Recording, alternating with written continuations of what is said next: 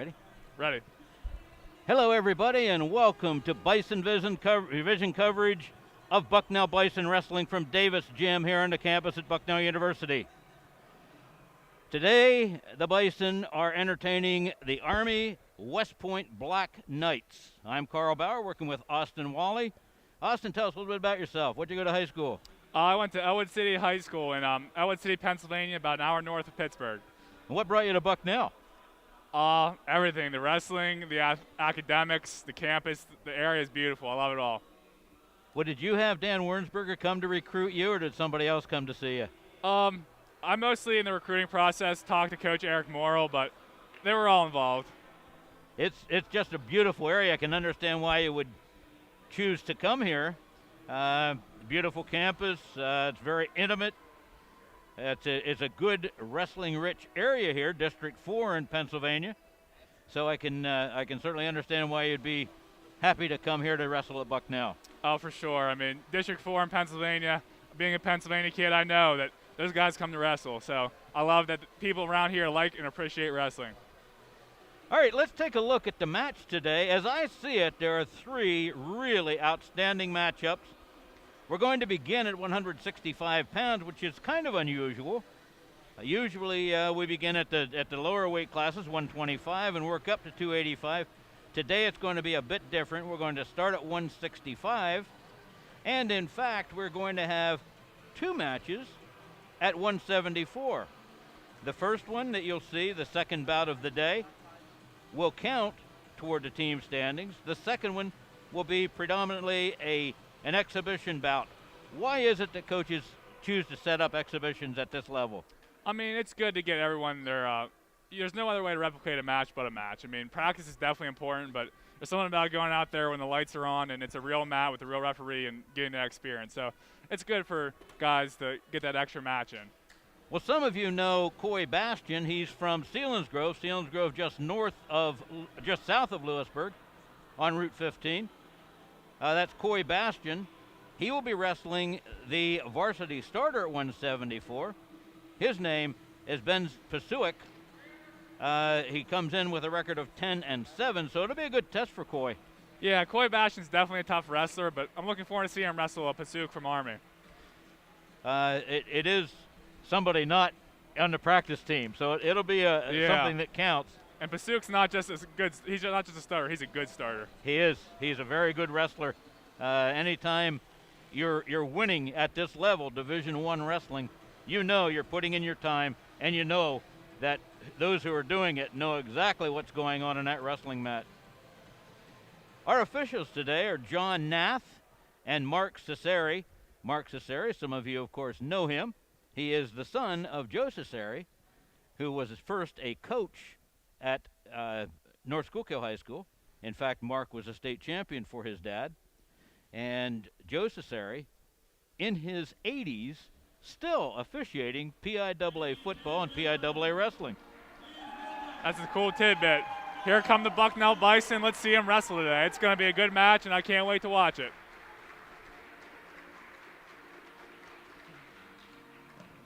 Lots of outstanding athletes here today. Anytime you see a PIAA or at the upper levels, or especially an NCAA event, you know that everybody you're seeing is quality.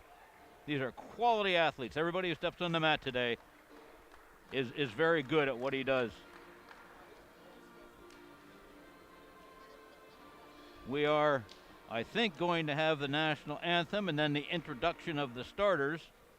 We'll go along with that introduction when it's done here by the PA at Bucknell. Let's see what's happening right now.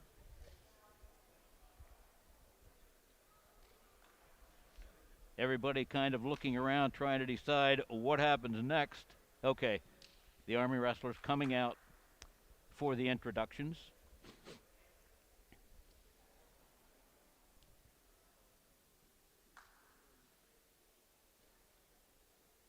And because of the way things work out, the very first bout is a terrific matchup. Dalton Harkins of Army ranked 28th in the country, is 23-7. His opponent from Bucknell, if you've seen Bucknell wrestling, you know Zach Hartman. He's 17-3 coming in. We're going to pause for the national anthem.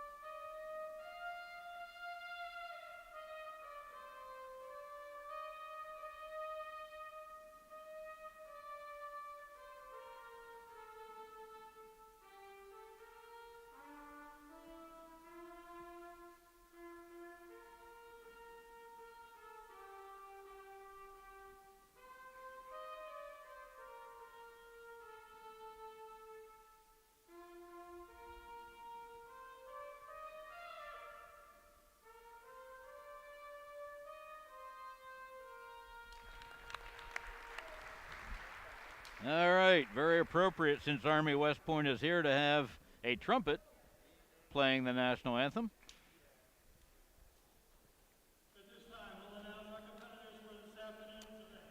Looking forward to this Hartman matchup with Dalton Harkins. Two quality guys. It's a great way to start this dual meet off. It really is. It really is.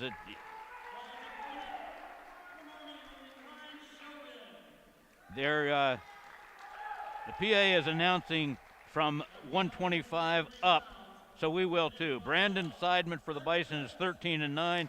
His opponent Ryan Chovin is 3-11. Kurt Phipps for the Bison, 16-6. Very good record for Kurt. Very solid record. Kurt's a tough out for anyone in the country. Dominic Carone is his opponent. At 141 for the Bison, undefeated at 8-0, Darren Miller. His opponent, Thomas Deck, 17-6.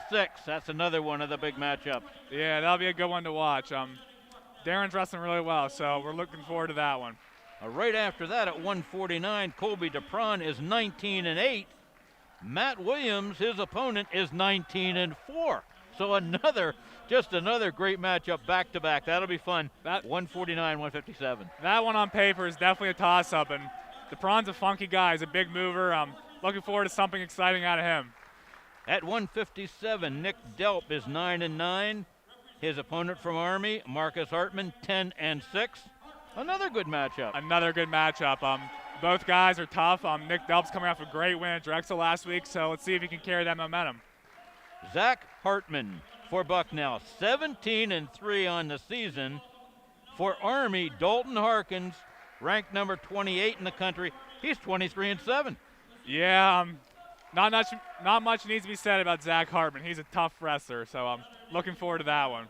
Nolan Springer for the Bison is 7-12. His opponent, Bam Pashuk, is 10-4.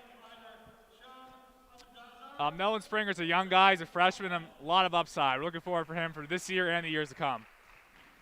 At 184, Logan Decetis is 15-10. His opponent, we're not real sure who that's going to be. It could be Brad Laughlin, or it could be Sam Abduzavik. Logan Decetis is another one. Young guy, but very talented, very tough already. He's going to be a tough out for a lot of guys this year. At 197, Mason Mccready is 12-9. His opponent, ranked 26th. His opponent, J.T. Brown, is 8-7. And at 285, Luke Niemeyer is 8-6. His opponent from Army, Brandon Phillips, is 2-6. Yeah, both 197 and heavyweight. Niemeyer and Mccready had good weekends last weekend, both going 2-0. Let's see them try to ride some momentum and go out here and get wins for the Bison. Okay, we are starting with what could possibly be the very best bout of this dual meet. 165. Zach Hartman 17-3. Dalton Harkins 23-7 for Army. Obviously the Army Black Knights in the black uniform. And Zach Hartman in the Bucknell orange and blue. All right. What a great way to start this dual meet. Oh, for sure. Looking for Hartman on his feet. He's very light on his feet. He's quick, and he's a three-positional wrestler. Let's see if he can get a takedown this first period. It would be huge for him. Our director for this broadcast is Sam Dixon. Working the camera, Max Wilhelm. Okay, you see Hartman fighting off that control of his arm. He doesn't want Harkins to reach out and grab a hold of that arm. No, Hartman likes to move on his feet. He's not one to be bogged down by a tie-up. So, yeah, I'm expecting to see more of this movement on his feet and eventually take his own shot. I don't know, Austin, have these two met before? I do not believe so.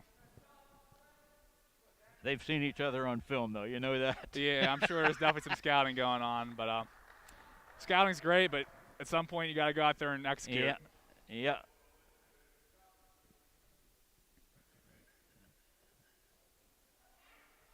Now you see that Harkins has reached out and grabbed a hold of that left arm. And he shoots in the takedown. He's got to. Great setup by Harkins. We're about halfway through the first period. Let's see if Hartman can get an escape for himself here. Hartman is pretty good in the bottom position, so nice mat return from Harkins.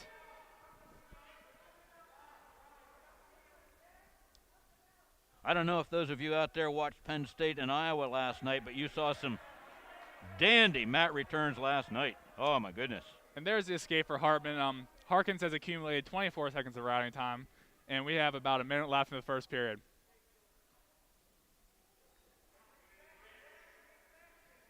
You saw that takedown by Harkins, saw how slick it was, and that's something that Zach Hartman is going to have to deal with. One thing about Zach Hartman is he's very good at in-match adjustments, and he's very tough on top. So this match is, one takedown is not going to beat Zach Hartman. No. 2-1. 2-1. 1 point is the difference right now. It's a much, much different story if you don't come out on the bottom. If you give up a 2-point takedown and then get ridden out for the period, that is not good.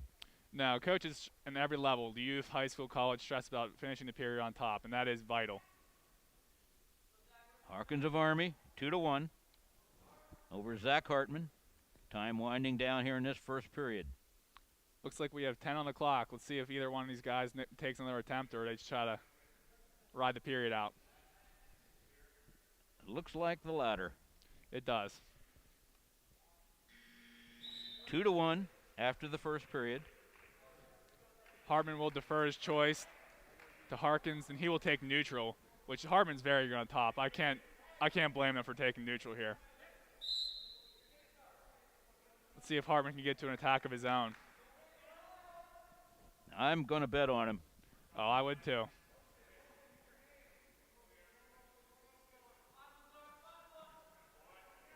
If you have any experience with this sport at all, you know that it stings a little bit if you get taken down by your opponent. You don't like to have that happen to you. For sure.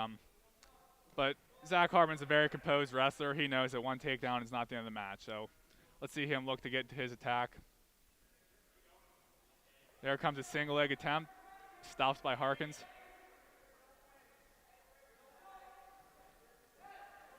Good underhook and nice use of the underhook by Harkins. Yeah, he tried that little underhook throw by, but Hartman was able to fend that off.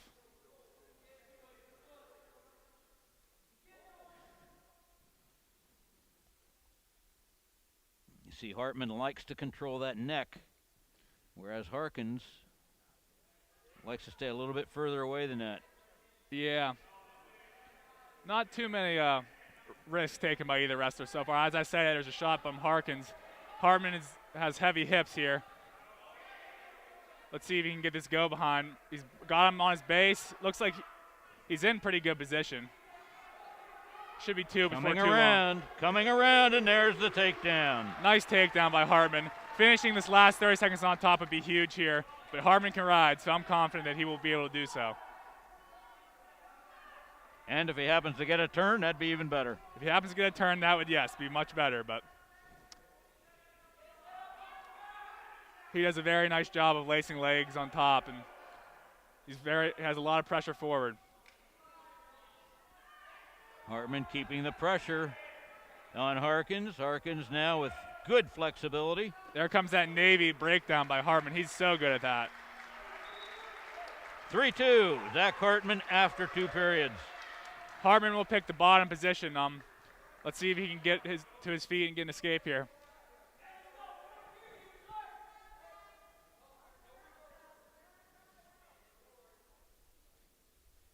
Again, our official is John Nath. His mat assistant is Mark Cesare. Hartman's to his feet, and he's going to get his escape. It's a 2-point match, so both guys want a takedown. Hartman wants a takedown to kind of ice it, and Harkins wants one to tie it. Riding time negligible.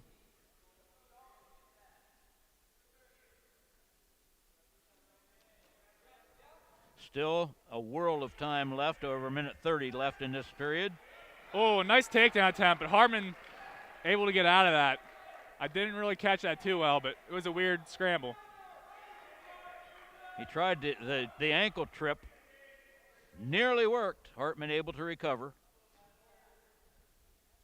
We're 50 seconds gone in the third period, and 4-2 Hartman lead.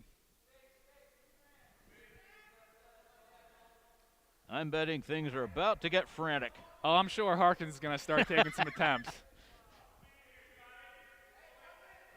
Nice shot by Hartman. Shot. Good single. Let's see if he can finish this. Harkins has his arm trapped, which will make this a little more difficult, but Hartman's a pro here. He's very good in this position. If nothing else, Hartman is killing clock for Harkins to get his takedown. He's got that leg trapped. But Hartman wants a takedown of his own. He's building up. He's working for it, and he's going to get it. Beautiful. Hartman, 3 points in this period with that 2-point takedown.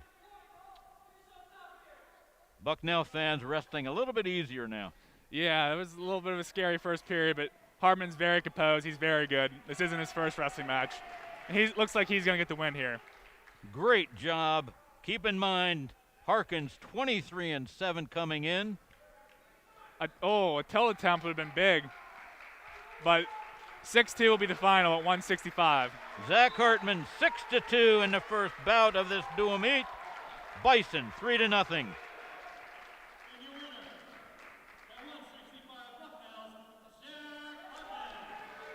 Great job by Zach Hartman. 18-3 now on the season. Just took down a quality opponent, Dalton Harkins, by the score of 6-2. We move to 174. Nolan Springer for the Bison 7-12. His opponent from Army, Ben Pashuk, is 10-4. Should be a good matchup. Springer's the kind of wrestler, he's long and lanky, and he likes his sweep single. So let's see if he can get to his sweep single and finish some shots on Pashuk. Now we are going to see Pashuk a little bit later. He'll be wrestling Coy Bastion in an exhibition bout after the main bout is over. So keep that in mind and see what Pashuk does here. You can bet Coy Bastion's watching him. Oh, for sure. Coy's definitely trying to watch his teammate wrestle and kind of get a game plan from there. Good shot. Pashuk in deep. Springer fighting him off. Takedown. Looks like Pashuk's locked up a cradle. This is not looking too good.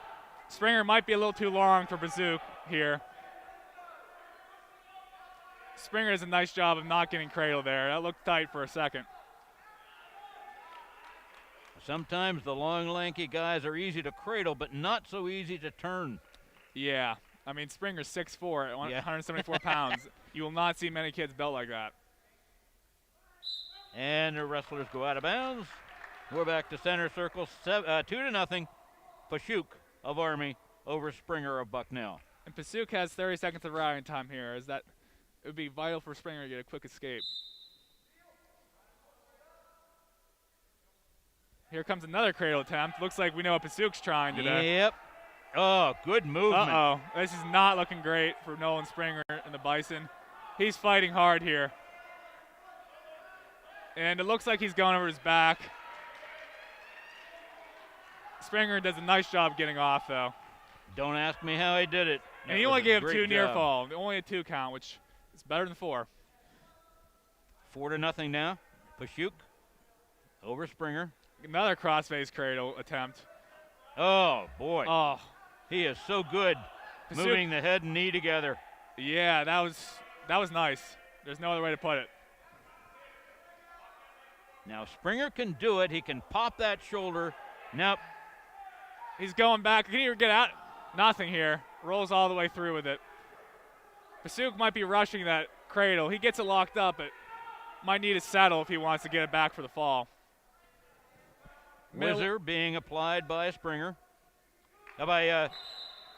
Springer. Escape with 55 left in the period.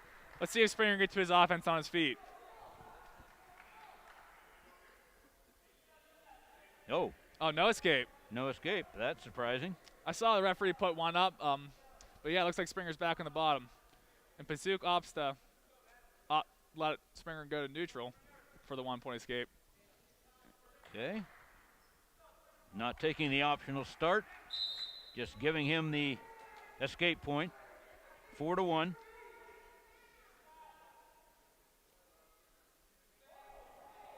Now Springer has been taken down once.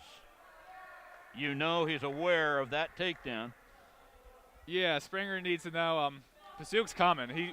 He wants to score on his feet. He wants to score on top. He's definitely been the aggressor in this match so far. Springer breaks that hand loose.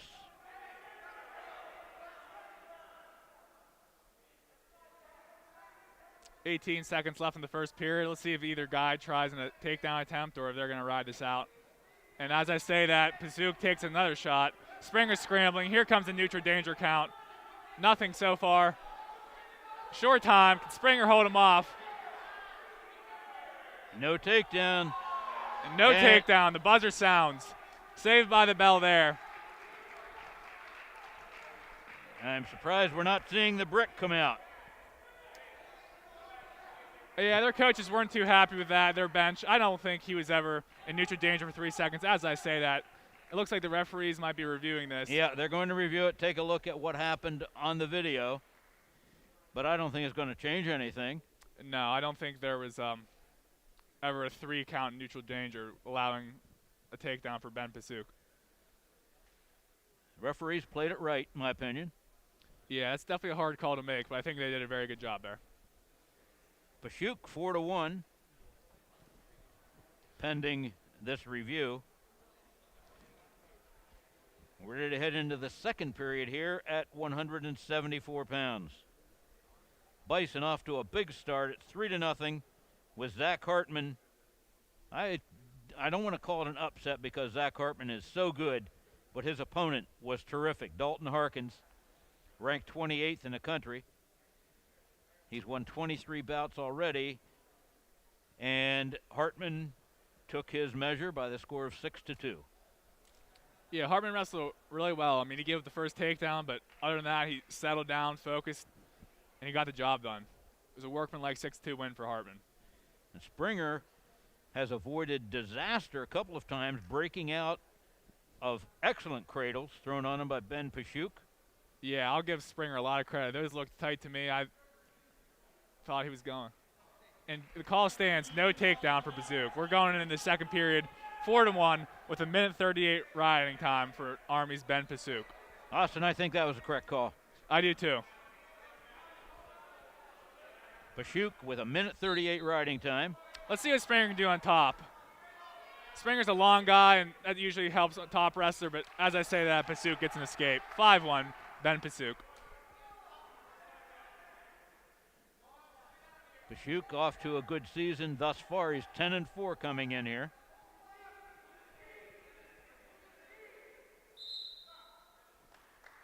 At this point in the match, Pashuk's trying to get bonus points for his team, and Springer's trying to limit the bonus points for his team. This is a match within the team match.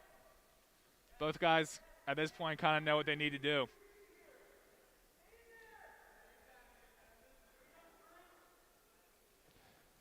Shot attempt. My bad.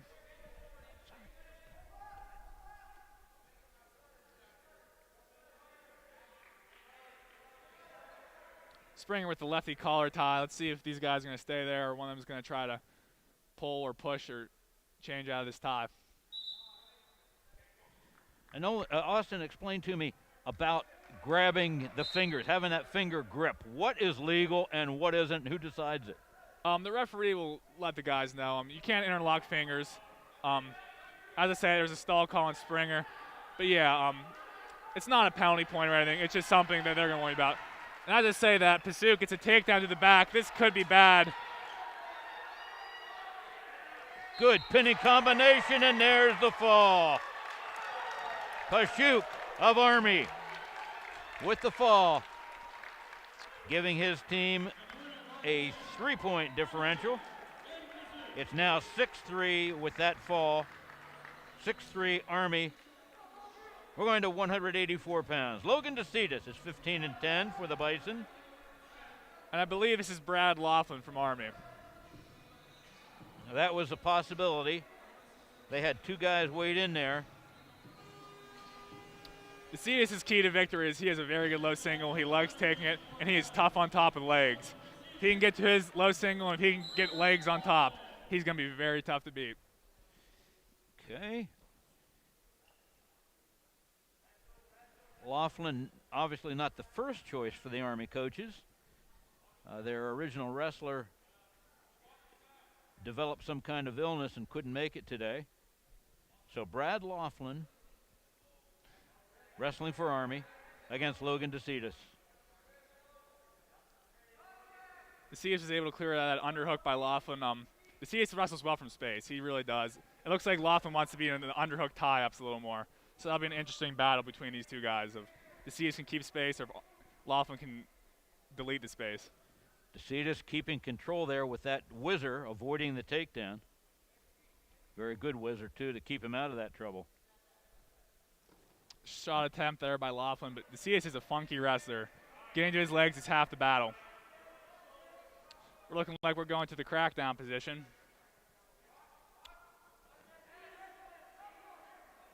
And takedown for Laughlin there. 2-0 lead for the Army Black Knight. Decetis fought that off well for a while now. The power half being applied. Oh, that is tight. His shoulder. Decetis fought that off. Good job by him. That looked brutal. You see that elbow go to the top of the head. Like that. That really is tough on the shoulder. Yeah, it takes a lot of energy to fight that off. So, one, it's painful, and two, it kind of sucks the life out of you. Another good power half. Brad Laughlin doing an outstanding job here on Decetis. Oh, boy. Decetis is fighting tough down there. Laughlin seems to be very tough on top. Well, he loves that power half. Just reached a minute of riding time for Ben Laughlin. 52 seconds left in the period as we get a stalemate. Wow. What a workout for the shoulders. Yeah, that was some serious toughness to not get turned down there.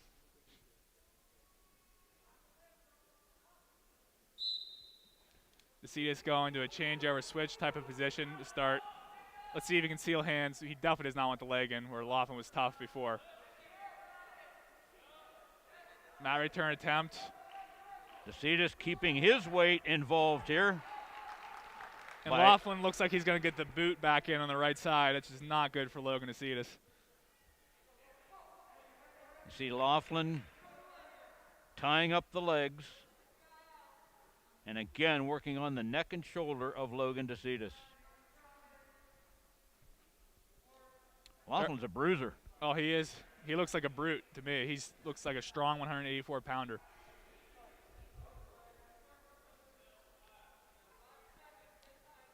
One thing about Logan Decetis is he's very tough on top. If he gets on top, he can turn people, and that could really help him in this match.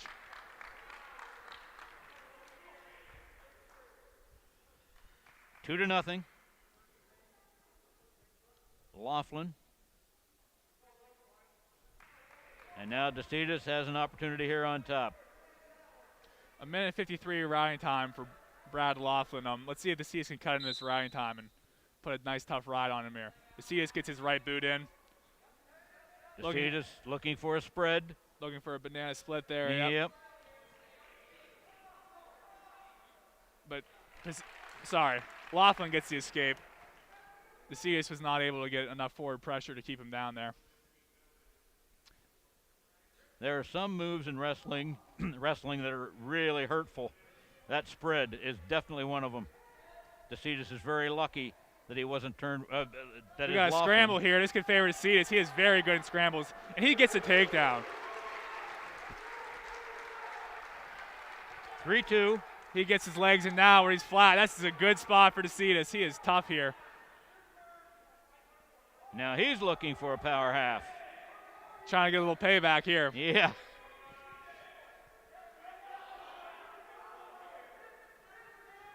A minute has gone by in the second period, and riding time is getting cut down now.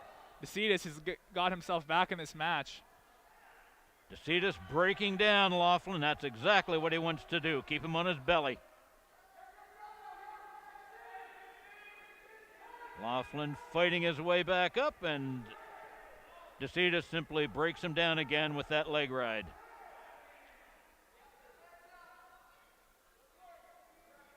Would not be too shocked to see a stall call on the bottom here. Laughlin's not really doing a whole lot with his head in the mat. And there it is. Here it comes. But Decetis has shifted the momentum here. This will be an interesting third period. See how this plays out. It'll be Decetis' choice. Does he pick bottom on this kid? Does he pick neutral, top? I don't know where you go here. Well, I certainly wouldn't want to be underneath either of these guys. No, they've both been tough with the legs on top. And Decetis wearing down Brad Laughlin as the period ends. Laughlin 3-2 after 2 periods. And Decetis is going to pick neutral. A takedown here would be huge for him because he has proved that he can ride Laughlin. So a takedown ride out would give him the win. Okay, third period underway here at 184. You can tell Laughlin wants to be in these tie-ups and use a little more power, and Decetis wants to be in the scramble positions.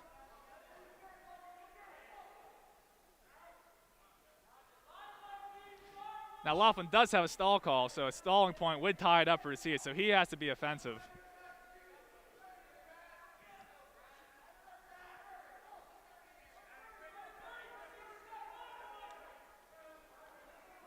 Neither wrestler stepping away. We're definitely going to see some more action here because here comes a shot from Decetis, a little far away.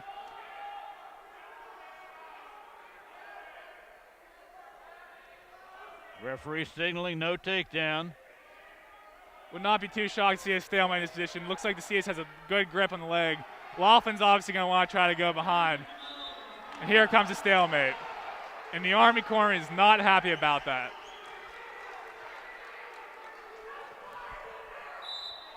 Back to takedown position. Laughlin needs to be careful. He's kind of backing up. They could hit him for stalling here and tie this match.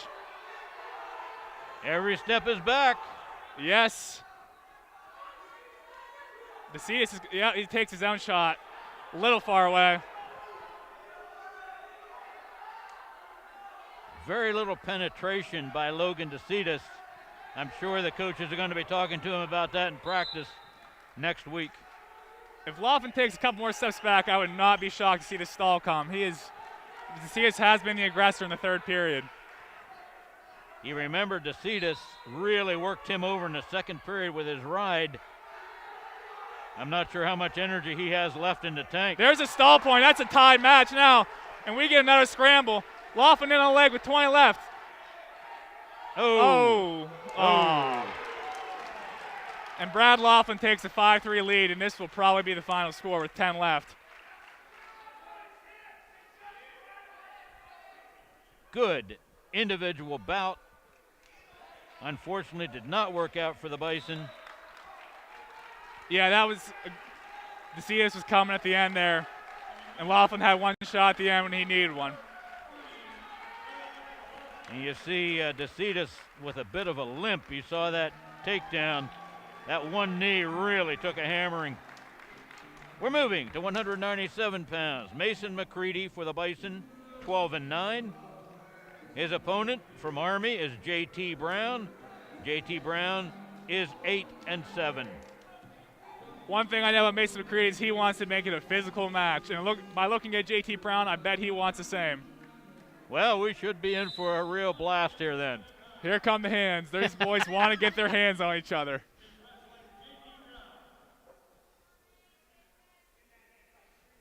You can see very strong, very powerful on both ends. Oh, yeah, Mccready is farm strong, man. He's a bull.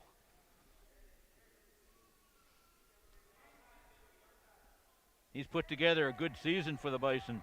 Yeah, one thing about Mccready is he's a hand fighter, and he does not get tired. When he's in the third period, he's usually an advantage if it's a close match. Wrestlers ear to ear, letting each other know how strong the other one is. Little Russian tie there by J.T. Brown, but Mccready's able to get out of it. Underhook now by Mccready. Switches to the other side. Got underhooks on both sides. You can hear their hands hitting each other. Yeah. That's a loud slap.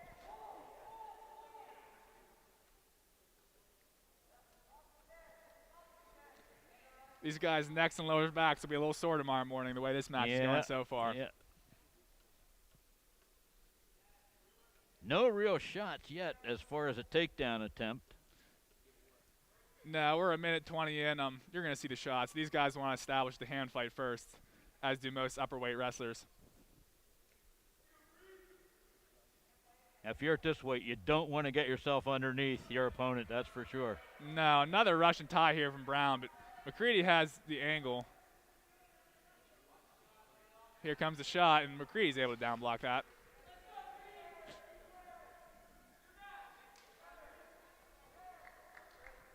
Mason Mccready of the Bison, J.T. Brown for Army.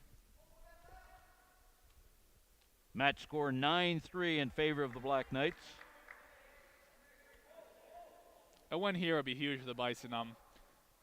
As we know so far, the Bison lightweights have been on a roll. We can give them a little cushion going into this final stretch. It could be a good day and a good win for the Bison. And don't forget, we still have two outstanding bouts, at least on paper, coming up at 141 and 149. You don't want to go away and miss those two. J.T. Brown went rushing to an inside trip there, but he didn't get enough pressure in as Mccready was able to stop it. Little half shot there by Mccready. Neither one of these two have really committed to attack yet. I'm sure when you tie up with either of these guys, you know immediately, here's something I need to be careful about. Yeah. Wrestlers at this level have such a good feel. They know what they need. They know it's there. 5 seconds remaining, first period. No score after one. Mccready seems like a guy to me, he's always getting better. Every time out, you see a little bit better version of Mason, and that's something that's important. And this Mccready today will not be the Mccready at the Yadaway tournament, which is a good sign. Okay, Mccready on top. J.T. Brown fighting his way off the bottom. Let's see if Mccready can get a mat return here. He cannot. And there's a 9-second escape for J.T. Brown. And we're going to get right back in the hand fight. These guys want to wrestle in a phone booth. Now, Austin, I think it's probably something that goes without saying, but let's talk about it anyway. If you don't have a good stand-up, you're not going very far in this sport. No, you got to be able to control the hands on bottom, create movement, and ultimately get to your feet. Virtually everybody in the collegiate wrestling ranks can do that. Yes. You do not see a whole lot of reversals in the collegiate level. No. But here comes a shot from Brown. It looks to be a good one. Let's see if Mccready can fend this off. Brown. He's coming to the waist, and he's going to get the takedown. And there's takedown. Let's see what Mccready can do on bottom here. If he can get an escape quick, that'd be huge. And the wrestlers go out of bounds. 53 seconds remaining, second period, 3-0, J.T. Brown. Mccready will start this period on the bottom, and he's got to seal the hands off, and then he's got to get some movement on bottom.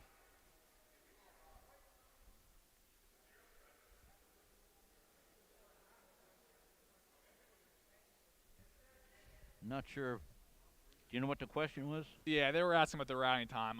Oh, okay. Mccready rode for 9 seconds to start the period, and now Brown has rode for 9 seconds to even out the riding time to start this period. Change over from Mccready. He's got to clear the hands here. A little suck back attempt from Brown.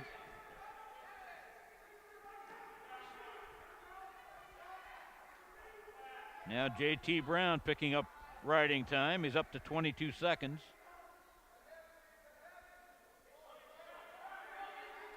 Mccready looks to be in a good position. He's got to clear the hands, and mat return attempt.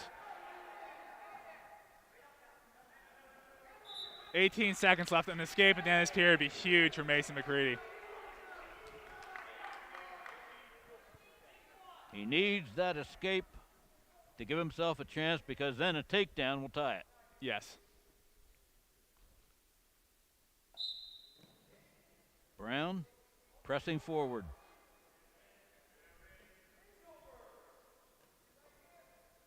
Crab ride here for Brown. Let's see. And here it looks like it's going to be near fall. Oh, that is huge at the end of the period. Oh, boy. That is not what we wanted to see. 2 back points.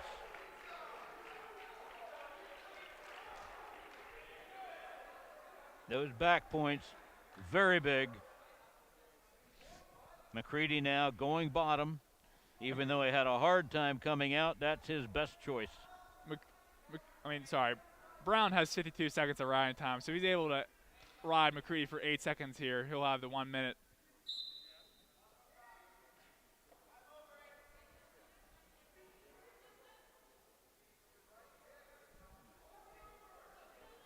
Okay, has right now the time for the riding time point.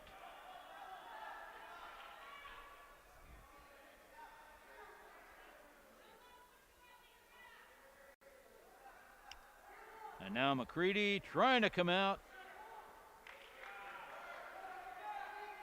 I wonder if you'll see Brown try to cut Mccready and try to get the major decision, because I don't know if he'll be able to turn him again. As it stands now, he would end with a 6-point lead, which would only be a decision for the Black Knights.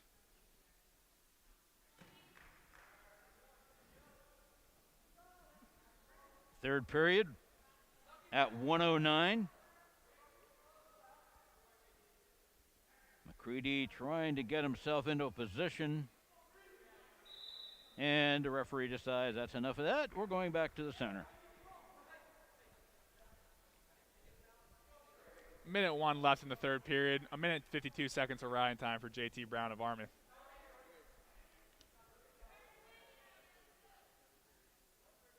Who's quicker? Let's see. On the whistle. Mccready with a good start here. He's got to get back pressure and fight the hands here. Mccready looking for wrist control. Brown brings him back down into control. JT Brown tries that suck back again, but he will not get it. Trying to get a quick 2 near fall to get himself the major. JT Brown looks to be going for the bow and arrow here. Mccready knows that. He's trying to fight that. You don't want to get into that a second time if you've ever been No. in it once. A quick escape from Mccready, but JT Brown is right on the legs. Mccready does a good job with his hips.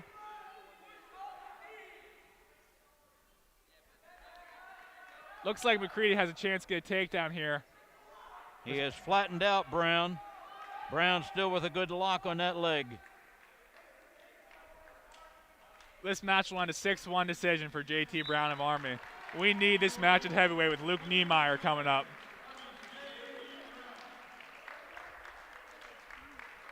(12-3) now. The Black Knights ahead of the Bison. Luke Niemeyer, as the coaches call him, Big Cat, because he is big and he can move. He is 8-6 on the season. His opponent, Brandon Phillip of the Army, is 2-6. On paper, advantage to the Bison wrestler, judged only by the records. Yeah, this is a match that Bucknell probably needs to win. And JT Brown certainly delivered the goods against Mason Mccready. What a great bout from Brown. Yeah, it's a very physical match.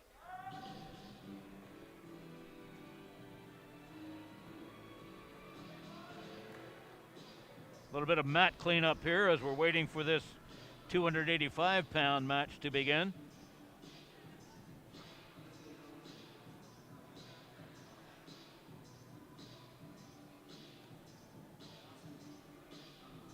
Now, just in case people that are watching are seeing the Army wrestler run back and forth, he's just wrestled a tremendous match, J.T. Brown.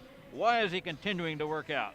It's just to get the lactic acid out of him, you know, keep a sweat going. It helps your body recovery when you get a nice hard blow of your lungs after a match like that.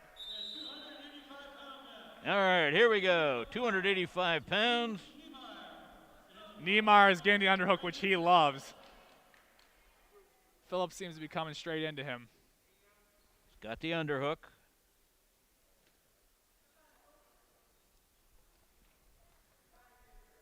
Brandon Phillip fights out of that. A little slide by attempt there, but Niemeyer knew it was coming. Was not going to let that happen. You see Niemeyer giving up a good bit of weight here at this 285-pound weight class. Yeah, but he makes up for it with his quickness. Well, what'd you say his nickname is? Big Cat. The Big Cat, yep.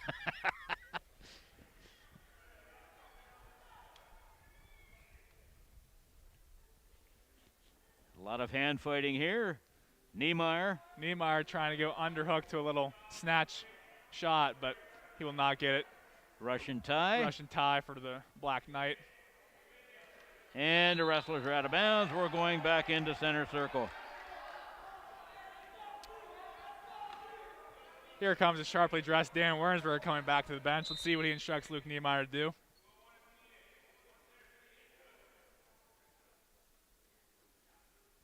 Niemeyer again with the underhook.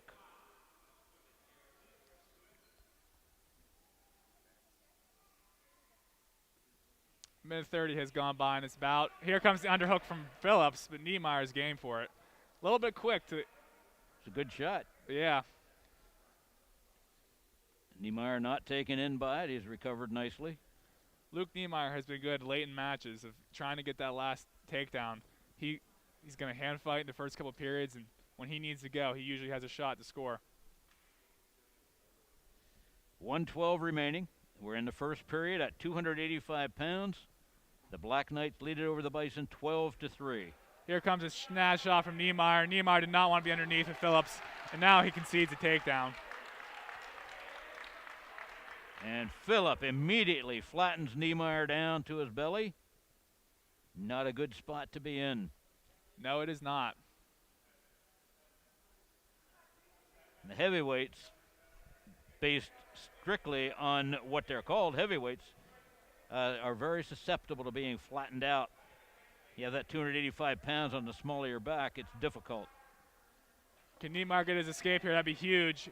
Do not want to end this period 2-0. They're calling a stalling on Phillips for not making an attempt to return Luke Niemeyer. 27 seconds left in the period. An escape would be huge. That is what is known in some sports as drawing the foul. Saw Niemeyer trying to plant his foot to stay inbounds. Phillip kept driving him out. He caught the attention of the official. And here comes the escape for Niemeyer. 20 left in the period. 39 seconds of riding time for Phillips. Big escape, important for Luke Niemeyer. Yes.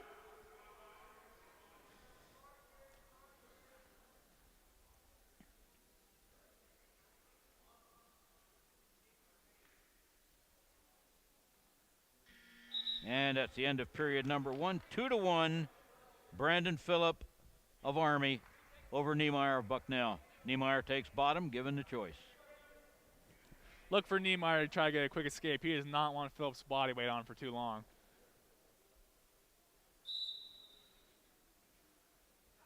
Trying to get to his feet. Now the hand control, and he cuts, turns in. Escape. Here comes the underhook again for Phillips. These guys both want underhooks, and it's going to be that type of match. Niemeyer doing a good job with his forearm of blocking the other underhook from coming in as he clears himself of the underhook. Body position. That's what we're talking about here. Keeping yourself in good position, head up, shoulders up. Hips underneath you in a good position. Now Phillips does have a stall call, so assuming that he picks bottom and gets an escape, that could come back late in the third period.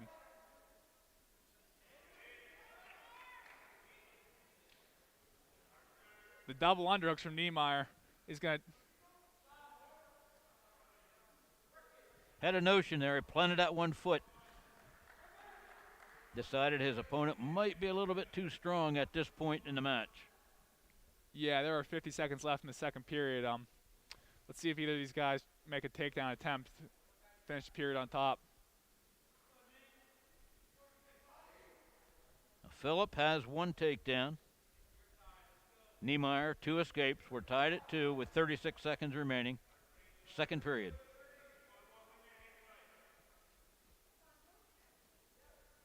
Little fake there from Phillips, but does not look like he was willing to follow it up and take a shot of his own.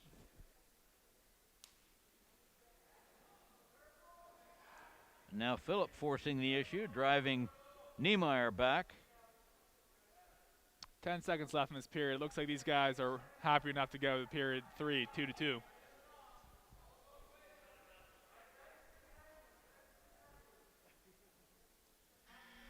Okay, end of period 2. Phillip chooses bottom. This is the third period. This is where it's time to dig deep. These guys have been hand fighting hard, bigger bodies. Let's see who has the gas left in the tank at the end. Quick escape for Phillips, making a 3-2 lead for him, but he does have a stall call, so he has to be cautious in this third period. The upside of this escape coming when it did, now Niemeyer has virtually the entire period to try to score some points to win this bout. Yeah, that's big. I mean, it's a lot easier to get a takedown in 2 minutes compared to 1 minute and 10 seconds.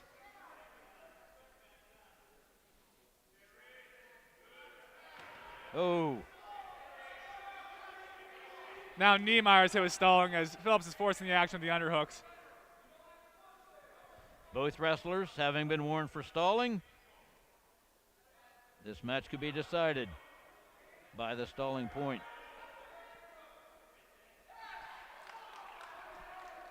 Roughly a minute left in the third period. Let's see what Luke Niemeyer has in the tank. He's going to need a takedown.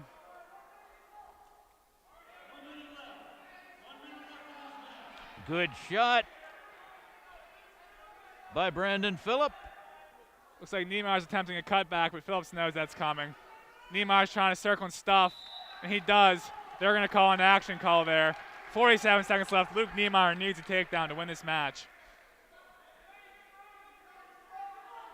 All right, he's had a couple of decent shots. Can he follow up with one?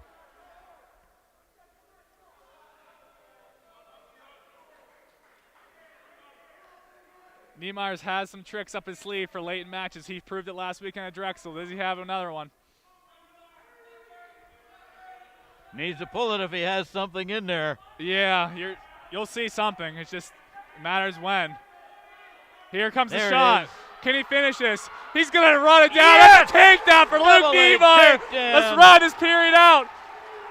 Luke Niemeyer is great at the end of matches. He knows what he needs, and he gets it. 5 seconds. And it is loud in Davis Gym. They like that takedown, as do I. And that's it. 4-3, Niemeyer. The big cat gets it done when he needs to. 12-6 now, the team score. That is a huge momentum swing. Big win And a for match the Bison. at 125, which we need. Brandon Seidman, 13-9 on the season. His opponent, Ryan Chovin, 3-11.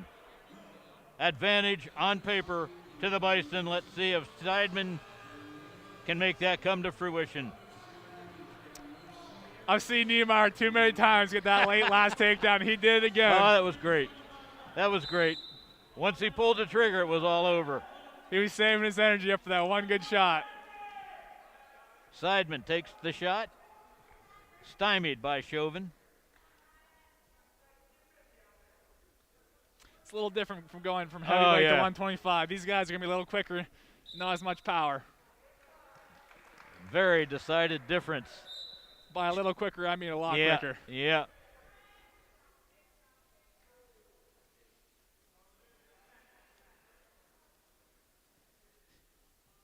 Unfortunately for the 125s, they start out probably about 140 pounds, maybe a little bit bigger than that. So they have a lot of cutting of weight throughout the year. Yeah, which is a little weird this time because they're usually the first guys off the scale. Yeah, This time they have yeah. a little more time to digest their food, feel a little bit better. So I wonder if it affects these two strategies. I had a talk with Dan Wernsberger one time about the wrestlers he recruits. He told me he recruits a wrestler for a weight class. Yes. And the deal is, if you decide you're coming here to Bucknell to wrestle for Dan Wernsberger, you agree that you're going to keep your weight under control for 4 years, maybe 5 years in some cases. Yeah, naturally some guys just grow in their college year, so guys go up a weight class. But for the most part, it's, hey, we need a 125-pounder, and Brandon Seidman's that guy right now.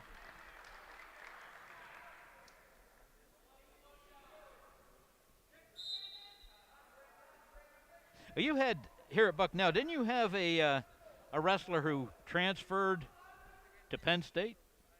Yeah, that was Jake Campbell. He was a graduate transfer to Penn State. And he's seeing some action for the Nittany Lions. He has seen some action there, yes. His twin brother Dave graduated here and is on the Rutgers wrestling roster now as well. All right, wrestlers head to head, and we're going back into the center. Neutral with 1:06 remaining, first period. If Brandon Seidman can get a win here, we feel pretty good with Kurt Phipps and Darren Miller up the next two bouts, so this will be a big one for the Bison. Especially following that 285-pound match. Yeah, that was awesome. Davis is rocking for that. All right, neither wrestler appearing to be really willing to mix it up.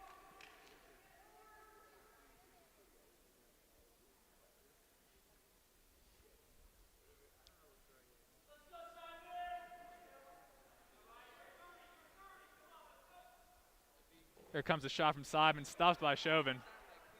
Underhook seatbelt type of position here. Neither one of these guys looks to be able to prove his position too well. 10 seconds remaining, 125 pounds, first period. Army 12, Bucknell 6. And that's the end of period number 1. We are scoreless. Red's choice, Army will defer the choice to Bucknell, and Brandon Seidman will take the bottom position.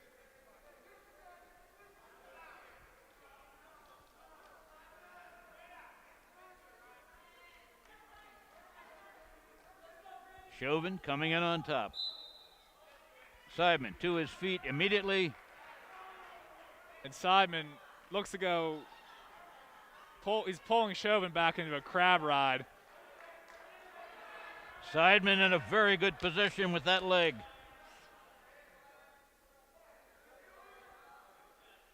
Yep, not going anywhere with it. I wouldn't be surprised if you see a stalemate, and there it is.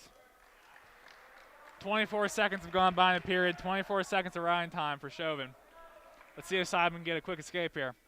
Seidman took the best option open to him, forced the stalemate. 0-0. 1:35 remaining, second period. Seidman's to his feet now. Can he get away? No, Chovin returns him. Chovin likes to be in his crab position. He's trying to run this half. He's got a half in. He's not able to score off the half Nelson, but he is accumulating riding time. Seidman is peeling the fingers, getting to his feet, and he's going to get the escape. 50 seconds of riding time for Chovin. Roughly a minute left to go in the second period. A takedown for Seidman here is huge. Fortunately for Seidman, he got out of there before a minute was secured by Chovin.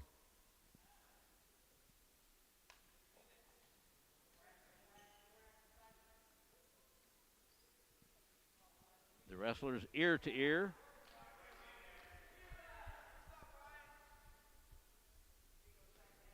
Neither guy's taken too deep of a leg attack yet, so wonder if they're saving for the third period or they're going to take one in the second. And that, Austin, is a little bit surprising to me that we don't see more action here since these are 125-pounders. Yeah, I mean, both these guys are long and lanky for the weight, it seems. It's a little hard to get to their legs, but we'll definitely see some attempts in the third period.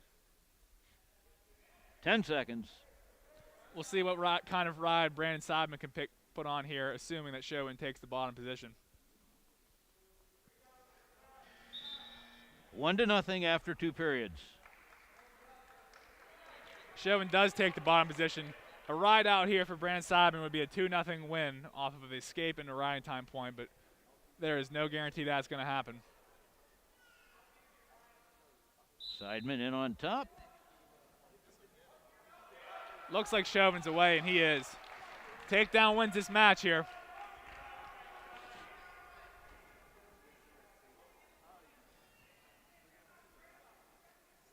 Good single shot. leg attempt. Didn't quite penetrate deep enough. Didn't get to the leg. A little far out, exactly. That's what I was going to say.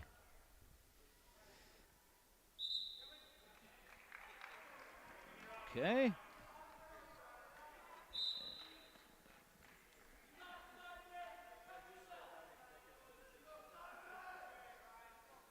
Seidman looking for the angle. Still too far out to make a good shot. Neither of these guys have been close, so who knows what we're going to see in this third period. Well, you've seen Seidman enough. Does he have something like we saw from Niemeyer? Seidman has some shots of his. He's looking for this sweep single. Let's just see if he can finish one. Here it is, There's a single. a good He gets shot. the leg. He's deep. He's going to the waist, which probably wasn't the smartest idea.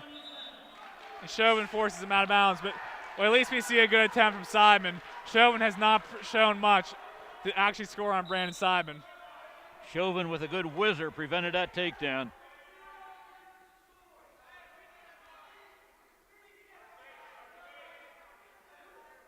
Question is, does Seidman have another shot in this bout? Another good one. He had one just a couple seconds ago. Time winding down here. Little fake there from Chovin, but here comes a stall warning on Chovin. And Seidman's deep on a high crotch. Can he switch off to the double and finish? It looks like he's going Yes, to. he That's does. a 2-point takedown. 20 seconds left in the bout.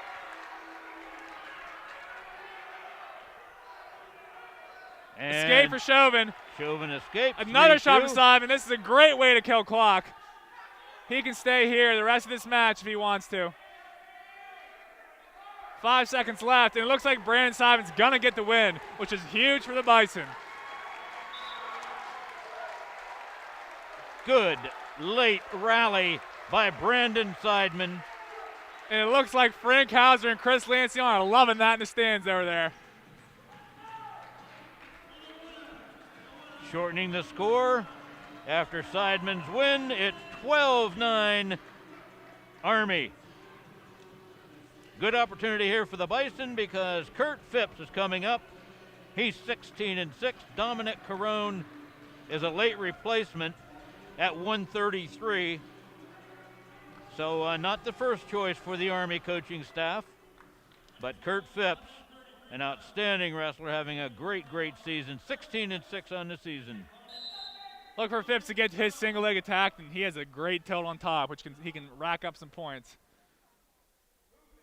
The team score now 12-9. It's coming down to the wire here. Yes, it is. We have some, as I'm thinking about them, it makes my heart beat a little faster. Some excellent bouts coming up. Oh, for sure. And after the main match is over, stick around because we have something a little bit unusual. We have an exhibition match. Coy Bastion from Selinsgrove is going to get a chance to show what he can do. Tough customer, too. Yes, he is. And we got an ear-to-ear position right here in the 133-pound bout. Stalemated. All right.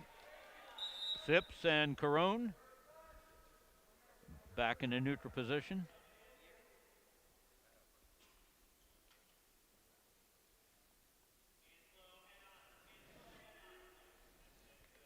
$133-pounders, a little on the small side, too, and a lot of fun because they move.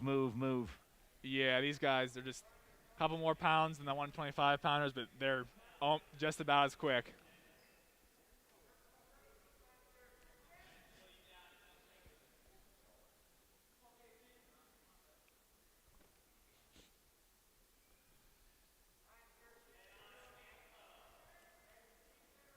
Poked in the eye. That's my time referee, so where eye poke is not an injury time for this wrestler, so just a quick little reset. What do they say? Get a drink and shake it off. Yeah. Forget to drink. Yeah, there's not really much you can do for an eye poke. No. You just kind of blink a couple times and you're ready to go.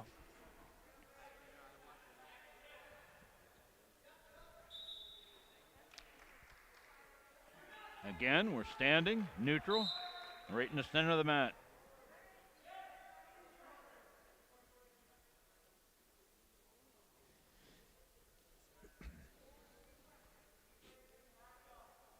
If you're looking for something fun to do tomorrow, the Bison are in action again tomorrow here on the mats.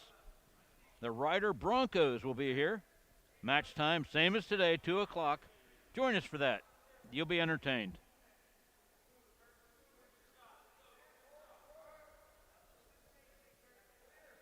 Not a whole lot going on this first period. We're seeing a lot of ear-to-ear ties, and neither guy's been really deep on an attack. Quite similar to 125-pound match that we just saw. Yes, it has been very similar. Let's hope it has the same kind of ending. I'd take that.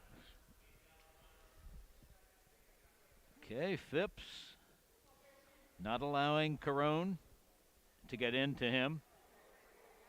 20 seconds left in this period. If either one of these guys gets a takedown here, it would be massive for the outcome of this match.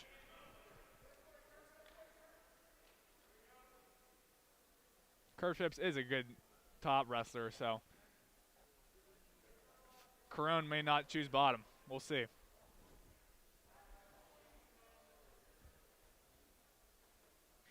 Zero after the first period. We're at 133 pounds.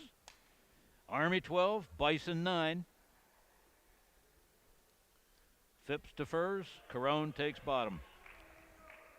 Let's see if Kurt tries to go his cross wrist roll, his tilt, try to get forward near fall. The breakdown, he's getting the wrist. This is where he likes to be.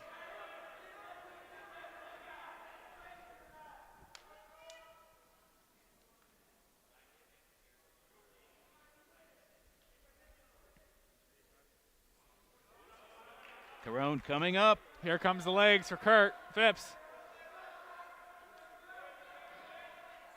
Can he arch his hips in and arch his back, get his hips in, and really stretch out Carone is the question, and he does.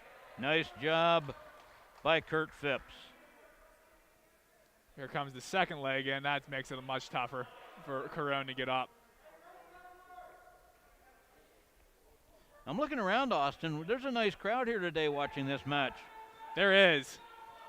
Hey, the Bison are on a roll. People want to come out and see it. Yeah. I don't blame them. We've seen a lot of terrific action. And a lot more right down the road. We might see a stall on the bottom wrestler, and here it comes. Carone does not seem to, he has his head on the mat, and he's not really making much effort to move. I understand it's tough when a guy has double legs, but you have to make an attempt, that's for sure. Kurt Phipps has racked up 1:20 of riding time.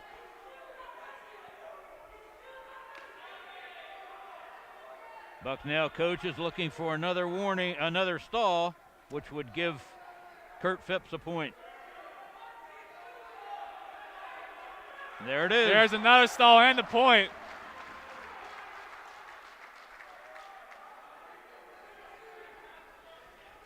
First point of the match.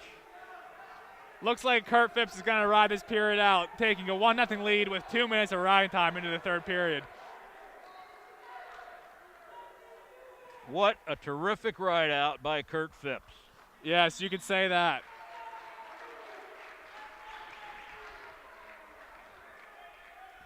Now the question is, can Carone return the favor by riding out Phipps? We will see very shortly. Third period, 1-0, Kurt Phipps of Bucknell. And he's going to opt to let him up and take the 1-point escape for Phipps. 2-0 lead with solid amount of running time for Phipps. A takedown for Phipps would be huge. Takedown and turn could get him some bonus points to the team. Keep in mind, Carone has a warning for stalling and a penalty point against him. Carone seems to be crossing his feet in the neutral position. That might be a sign for Kurt Phipps to take a shot.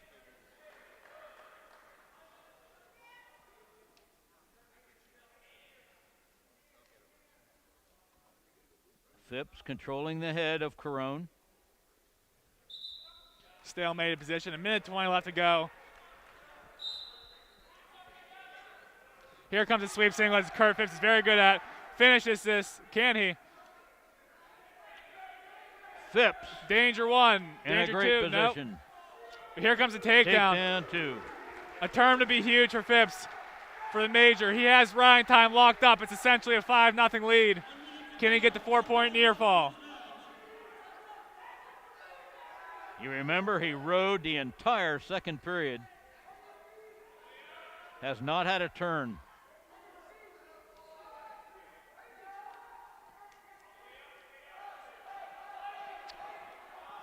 Phipps now down on the ankle. He's being counted. There's a warning. There's a stall warning.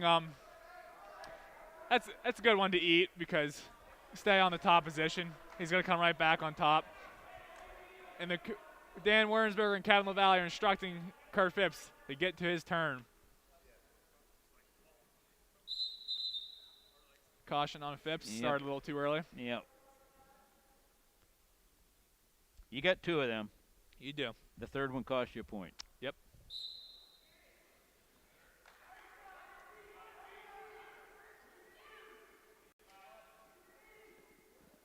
Phipps, great position, riding again very, very well.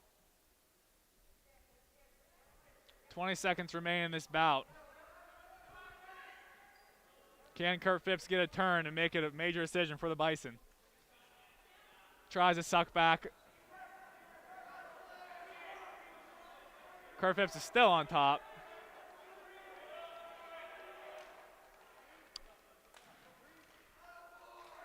It will be a 6-0 decision to make the team score 12-12 and a win for Kurt Phipps. And here comes Darren Miller. This is one of the bouts that we pointed out in the pre-match. Darren Miller is 8-0. His opponent from Army, Thomas Deck, 17-6. On paper, just an outstanding matchup. Two very good wrestlers here. The key for Darren Miller is he is physical. He wants to wrestle in a phone booth, and he is tough on top as well. He wants to hand fight early and often. All right, here we go. 141 pounds, one of the highlight bouts of this match. In the first one, Zach Hartman took the measure of Dalton Harkins in a matchup of two outstanding wrestlers. 6'2" Hartman in that one at 165 pounds. This is the second highlight matchup in this dual meet.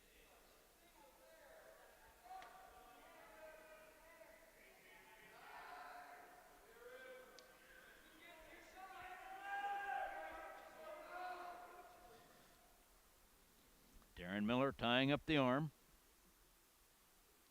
This is Miller's kind of match. He likes to be right in there tight. And he wears on his opponents. He seems to always have a little more energy at the end. Here comes a shot up. Little go behind attempt for Deck. Oh! And no backs, nothing. Oh, no takedown Darren even. Miller, Darren what Miller a move! Fought that off. There comes the challenge brick from the Army corner. All right, the referees will take a look at the action, but the Army coach is not being given very much encouragement. Both officials looked at him and said, "I don't think so, coach." Boy, that was terrific action. It was. I think Darren Miller wrestled through the position well enough to where there should not be a takedown. I could be wrong, but we'll see what the referees decide. It's all in their hands right now. They're looking at the video. They will make the decision. I agree with you, Austin. I think they made the right decision calling no points. It was a great flurry. It was. I was a little nervous there, but Darren Miller pulled it out of there. It's tough sitting here in this position. It is. Since you know all these guys and what they can do. Yeah. You're friends of theirs, your brothers, let's face it. No control. And the Army corner is not happy, but I think it's the right call.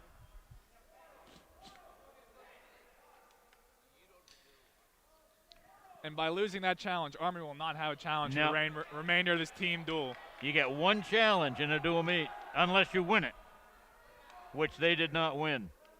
No. The Bison still have a challenge to spare if they were to need it.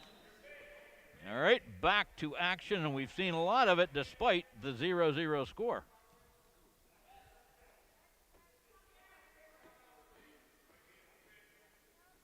Both wrestlers looking for an opportunity here.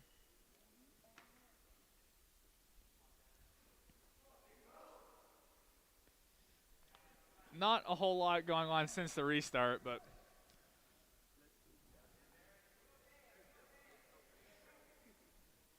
Thomas Deck. Russian tie here, 2-on-1. 17-6 coming in. Darren has the angle. Let's see if he wants to go drag or shot. Miller undefeated at 8-0 for the Bison. It's interesting, both teams just really intent upon this wrestling match because there's a teammate out there. Both teams know they have a good guy going right here at 141. Yeah, this stage of the match, a 12-12 duel. This match is going to be huge.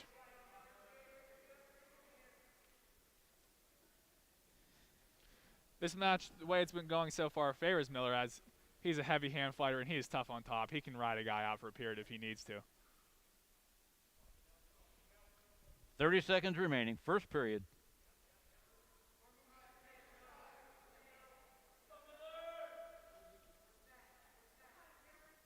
We had that one big flurry, and since then, just hand fighting. 15 seconds left in the period. I could be wrong, but I do not think either one of these guys are going to take a serious attack in this first period.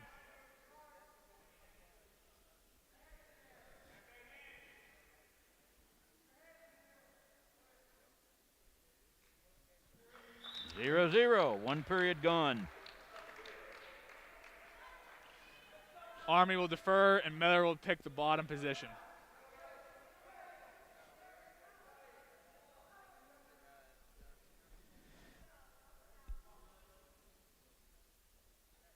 Deck on top. Little half. Looks like Deck wants to pull him into a crab ride. And Miller's going to come through. Nothing yet, but it looks like Miller's looking for the reversal here. And here comes the reversal for Darren Miller. That is what we like to see. And Miller is tough and gritty on the top position. It's just no easy task for Deck to get away here.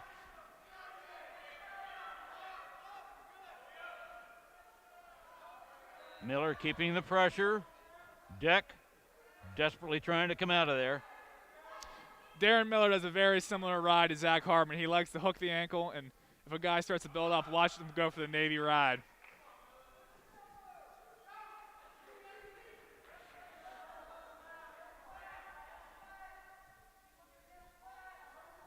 One minute left in period two.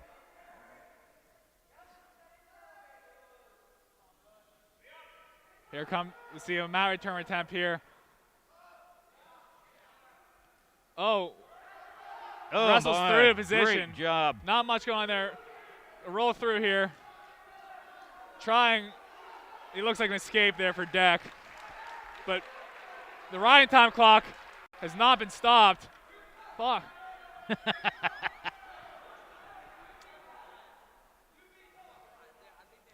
So they're still on their feet. Yeah. Referee Cesare taking care of that.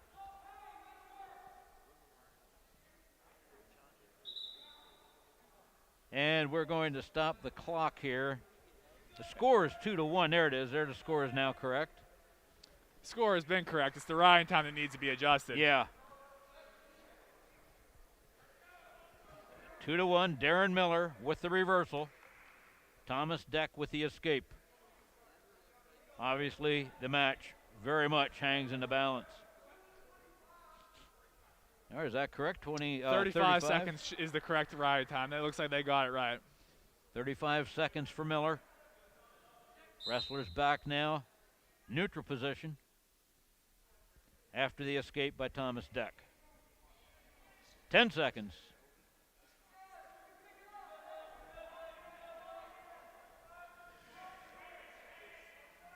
Looks like a little bit of a seatbelt position here, but no time left on the clock. 2-1, Darren Miller. Let's see what over kind of Thomas ride. Deck.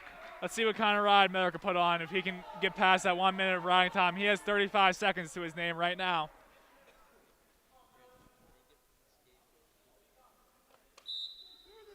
Miller clamping down. Deck fighting to his feet. Here comes the ankle lace by Miller. And Miller hanging tight. Yes. Uh-oh. Uh-oh. Oh, boy. What's coming here? 2. Can Darren? No. Looks like he's getting near fall. Uh-oh. Oh, my, This oh is my. not good for the Bison. A pin would be really bad here.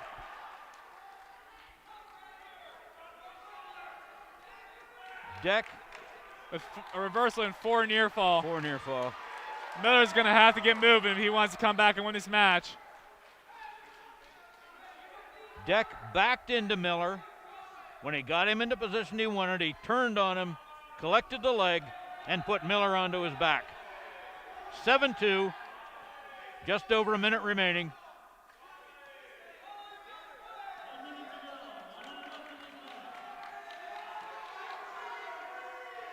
Deck with an armbar.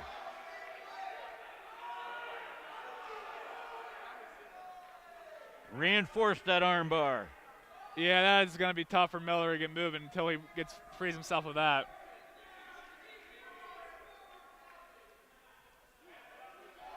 Riding time negligible now.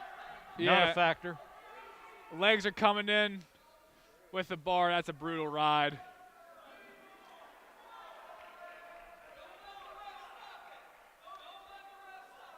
Referee looking closely at that shoulder.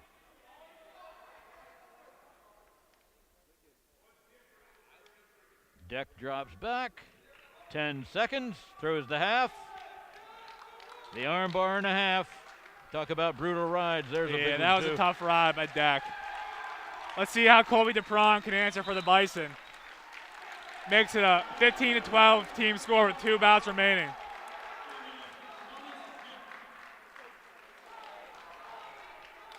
Now the pressure definitely on Colby Depraun. Colby is 19-8.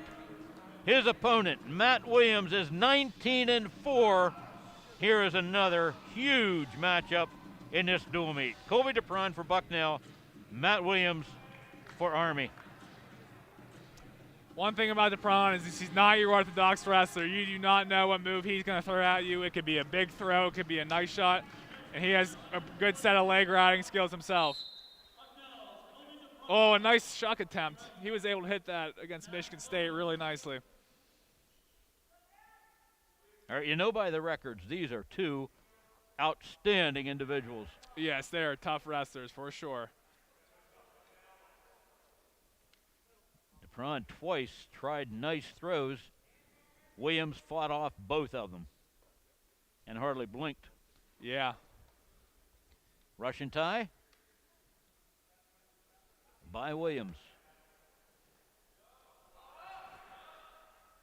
Depraun saw it coming, did a great job staying out of any problems.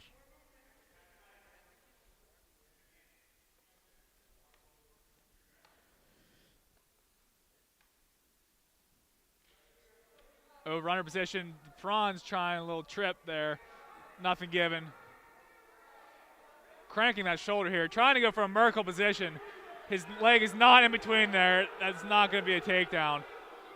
The Bison corner's arguing for one, but until he gets his leg in between his legs, they will not call 2 there. And the wrestlers are... Should be out of bounds. Yep. They were out for a second. Everything wrapped up, no takedown. Good, steady officiating by our official, John Nath. I believe that was the correct call. Good flurry. Good flurry, yes.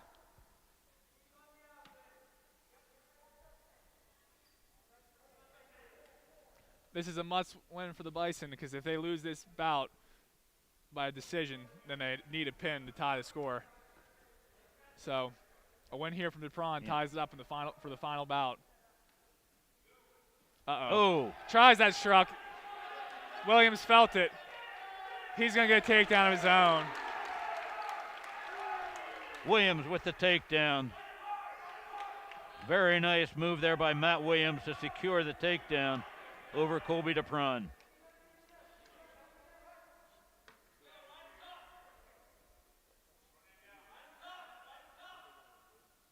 Depraun looks like he's going to be able to get away here. Not an escape yet.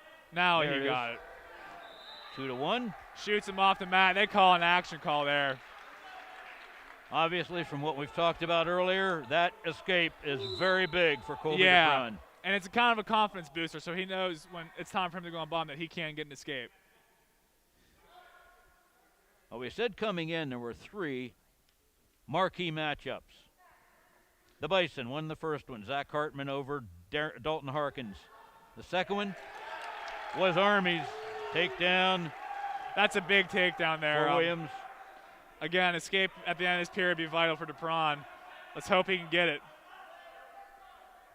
He has 15 seconds left. Williams riding very, very well. He is. 4 seconds. The second marquee matchup went to Army, Thomas Deck over Darren Miller. This is the rubber match right here. Colby Depraun, Matt Williams. 4 seconds might be hard to get an escape in, and he will not. 4-1 after the first period. Depraun defers. Williams takes bottom. Let's see what Depraun has on top here. A turn can really open this match up for him. Or even a nice hard ride can really open this match up. Yep. False start. Oh, referee took that of himself. Okay. He's allowed to do that. Yep.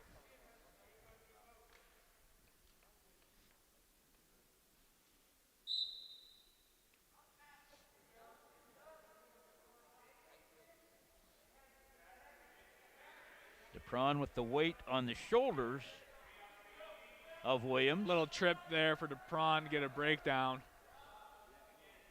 Depraun wants to throw a boot in. Tries there, not quite there. He gets his hips low here, which is not a good position. And it looks like the reversal's coming soon, and here it comes. Not yet. Good hips now by Matt Williams. And he's got Depraun in a, gave up on it. Had Depraun in a very bad position there. 6-1.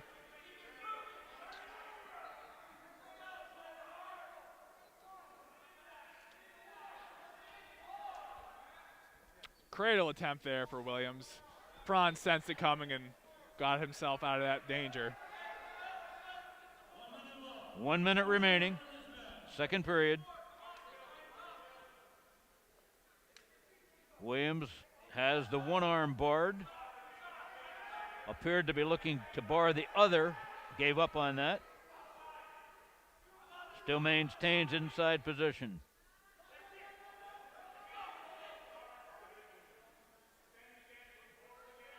Depraun looking to step over. 30 left in the period. Depraun to his feet, gets the escape. He's going to have to get going if he wants to come back in this match.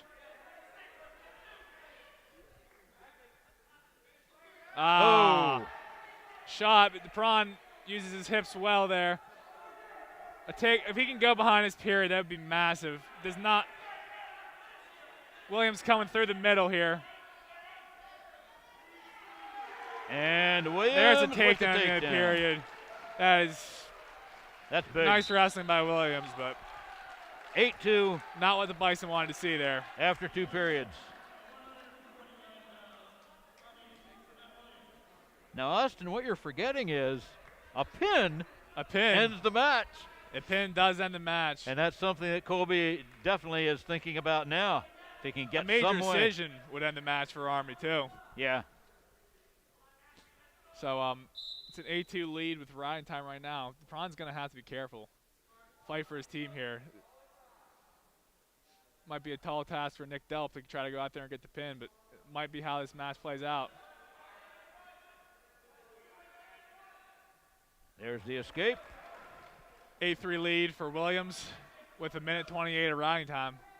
Depraun with 3 escapes. Williams with 3 takedowns and a reversal. A 6-point move would tie the match up with the riding time. So let's see if Depraun has a big move in his pocket. Good duck under attempt by Williams. Depraun. Oh boy. Oh boy. Williams collected the leg.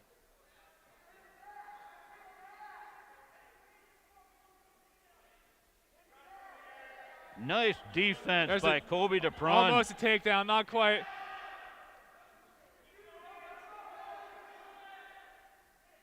Very good action. Go behind. A near fall is Good what Depraun first. needs. Yep. Can he get a turn here?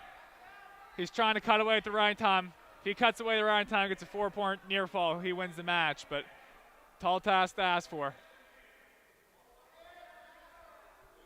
You need to take into consideration Matt Williams. He has wrestled a tremendous bout here at 149 pounds. He has. And Williams knows the situation. He knows that he needs to knock it turned.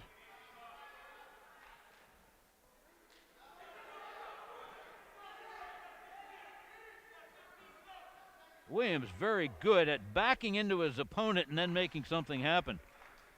Yeah, that's a nice win for Matt Williams there. And here comes Nick Delp, team down 6, final match of the night against Marcus Hartman. 8-5 the final. 18-12. As we go to the final bout of the dual meet, 157 pounds. Nick Delp is 9-9. His opponent from Army, Marcus Hartman, is 10-6. Been a good dual meet. Nobody has given up anything. You've had to fight and scrap for everything going. Just a good dual meet. Yeah, it's been a very tough dual match. A lot of swing matches and late leads blown. Delp. Delp is a funky guy. Let's see if he can roll through for this position. Looks like Hartman's got his leg in. That was very slick of him to do so.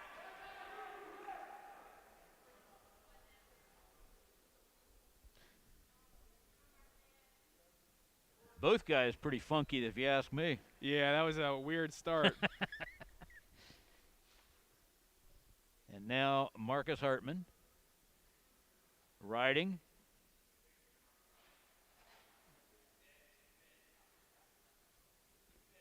He has the arm of Nick Delp. Nick needs to clear that wrist out of there.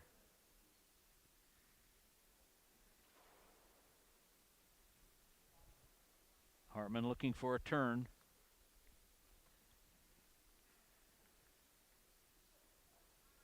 A second ago, you couldn't hear yourself think. Now you could hear a pin drop in this gym. It has quieted down ever since the 141-pound bout.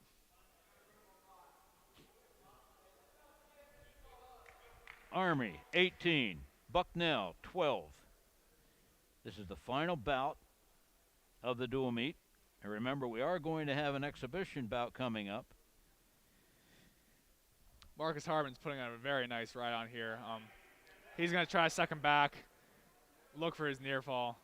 He will not get it, but he is riding very well right now. Has a 1:23 of riding time. Only a 1:21 left in the bout, in the first period. Oh, he's got the legs in a bar. That's tough wrestling right there. That's Delp's fighting to knock you up near fall here. Delp trying to go belly down. There come the near fall swipes. Delp was looking to roll through with that position, but looks like we're going to get 2 near fall from Marcus Hartman whenever he releases that hold.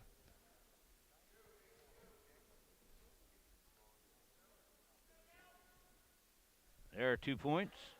4-0 our score, plus 2:05 of riding time, and Hartman is adding to it. And here comes the stall call on Nick Delp.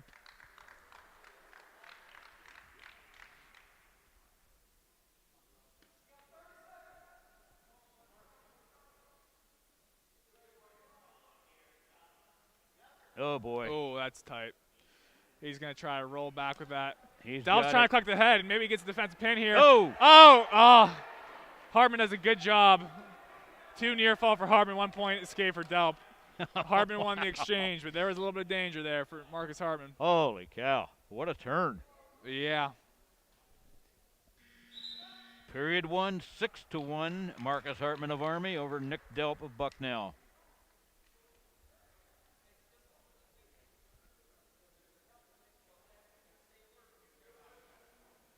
Delp going bottom. Marcus Hartman coming in on top. 2 minutes, 36 riding time. Marcus Hartman appears to be tough on top. Let's see if Delp can get something moving here. Blocked the initial leg movement by Hartman.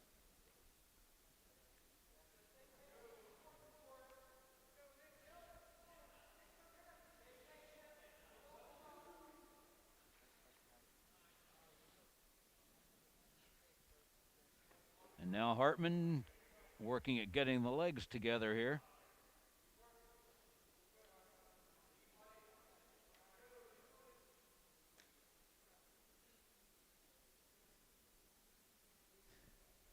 Well, I think you can say Marcus Hartman knows what he's doing on top. Yeah, he's been a leech on top. I'll call a stalemate there.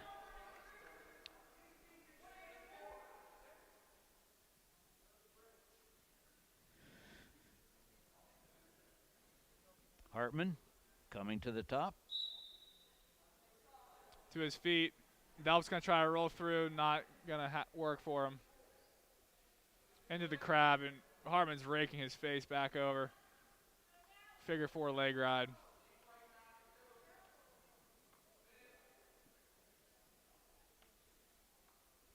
Leg ride and working over the head and neck of Nick Delp. And now the armbar. Delp trying to get that leg free. And Hartman figure 4s it again.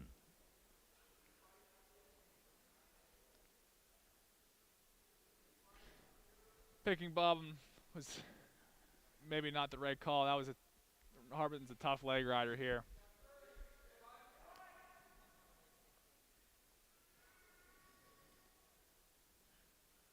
Hartman just relentless with that ride on top. And here comes a stall and a point for Hartman. Delp's having some problems getting movement on the bottom position.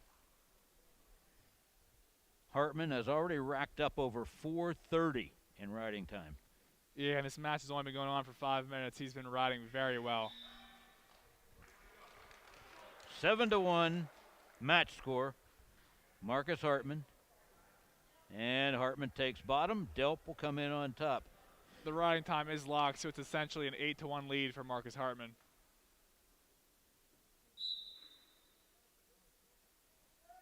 Delp's going to try to get some legs of his own.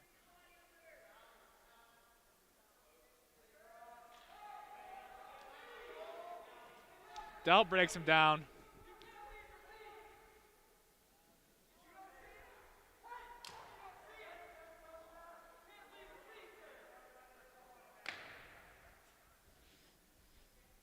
Coach Ward from Army is not happy that Delp left his feet at a mat return. Well, he's drawing attention of one of the officials. He better be careful. He's going to be getting himself into some trouble. Yeah. Delp's riding tough, but he needs some near fall in order to win himself his match. 1 minute, 10 seconds remaining. Delp has taken away quite a bit of that riding time. Not enough to make a big difference. There's still a minute. Here comes the stalling on Hartman, but the stalling points aren't going to do it. Delp's going to need to get a turn, and at this point, probably a pin. a pin for the team score to be tied, but for himself, if he wants to win this match, he's going to need some points here. He has really worn down his opponent. I'm very surprised. Yeah. Maybe picking bottom for Marcus Hartman was not the smartest thing against Nick Delp, who's been riding well. Well, now it's to a point where Delp must get a pin. So here's another stalling call, a point for Delp, but again, too little, too late. 7-2, and that's the way it's going to end.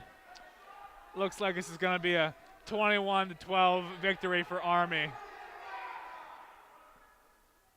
And an 8-2 win for Marcus Hartman at 157 pounds. Final score of the dual meet. West Point 21, Bucknell 12. We have one exhibition bout coming up here. Here comes Coy Bastion against Ben Pashuk. Ben Pashuk, as we said before, now 11-7. Coy Bastion wrestling this exhibition bout. We hope you've enjoyed watching the wrestling here on Bison Vision. I'm Carl Bauer for the first time working with Austin Wally. It's been fun, Austin. It has been fun. Getting to know you. It was a good match, tough match. Unfortunately, Bison did not pull out the win. Very tough wrestling, both teams. There were no quarter asked, no quarter given. Just a very good, hard-fought dual meet. I might have lost my voice a little bit after the heavyweight match and Niemeyer pulling that leg takedown. But yeah, that was fun. That was a fun one. Of course, it was a lot of fun to watch Zach Hartman improve on his record too. Yeah, that was awesome. But all the matches were entertaining. There were a lot of good moves made, and yeah, both sides fought very hard, trying to give their team the victory. For sure.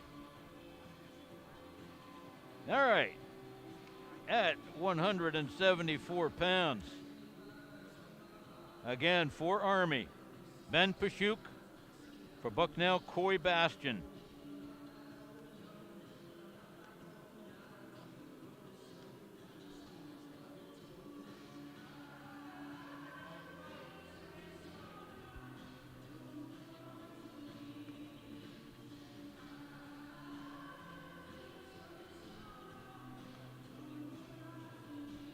Now, Austin, did you tell me you're not going to be able to make it tomorrow for the dual meet? You're going to be here or what? I don't know if I'm commentating or not, but if I'm here, then we'll run it all over again. But I am not sure if I'm working this tomorrow.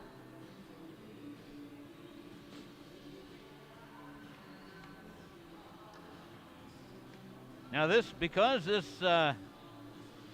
is a sanctioned bout, because we have a bona fide NCAA official out there, this bout counts for the records. Yes, it counts for both of these wrestlers' records. However, it will not count for the team score today. You saw Ben Pashuk earlier.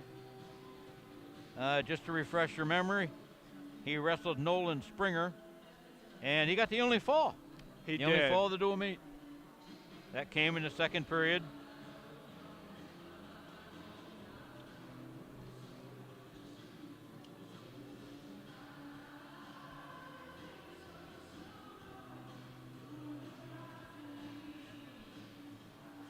Now, in his senior year at Selinsgrove, Coy Bastion was probably the number 2 guy on the team. Number 1 guy was a state champion who is now wrestling for Iowa State.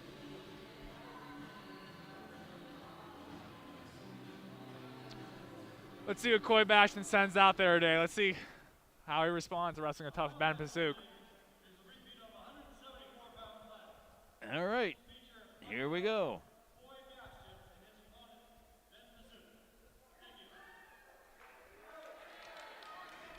Tough opposition for Coy Bastion, but Coy Bastion proved his mettle last year. He, I believe, if memory serves me, he went to states twice for the Selinsgrove Seals.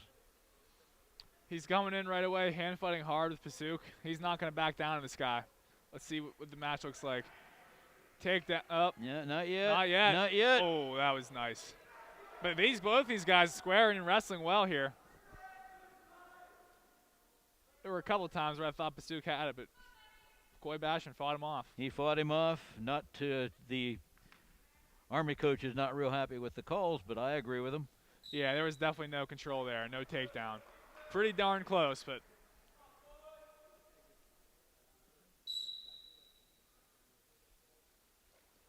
Good shot by Pashuk. And here comes the takedown from Pashuk.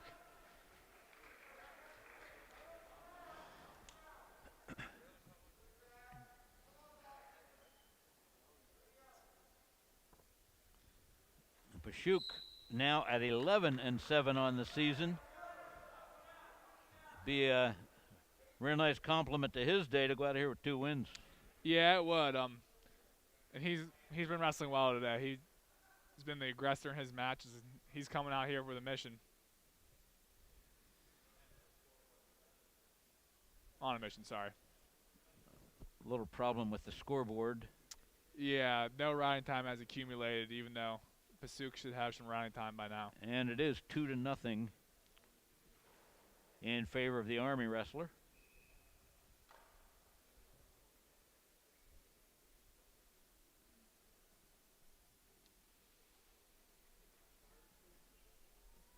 I'm going to stop on the way home at Country Cupboard and pick up a couple things for my wife and myself for supper. What are you going to do?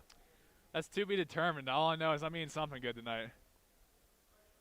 Are you still watching your weight, or have you given up on that for now?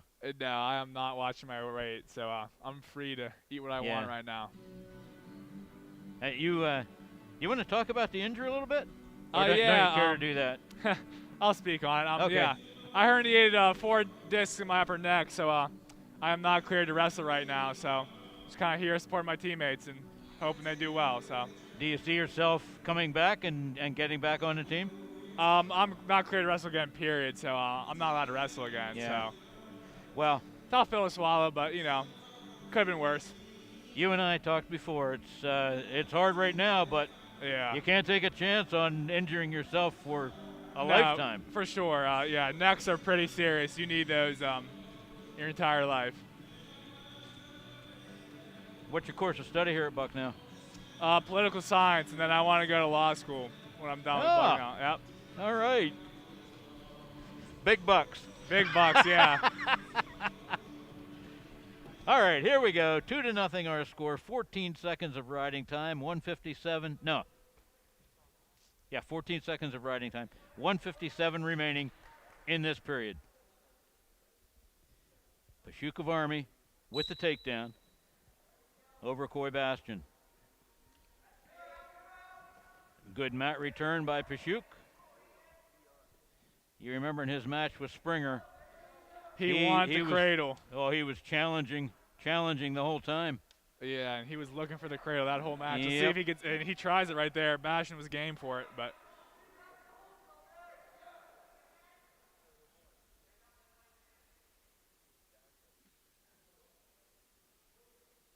Bison looking for a little bit of space here. Bison there's the escape. He's fighting everything Pashuk's doing. He's putting up a test for him. Let's see if Bison can get to some of his own offense. So that just kind of counter some of Pashuk's. Well, he was studying Pashuk during the individual bout that Pashuk had before. And here comes another takedown from Pashuk. That was pretty nice. It's a nice, smooth finish.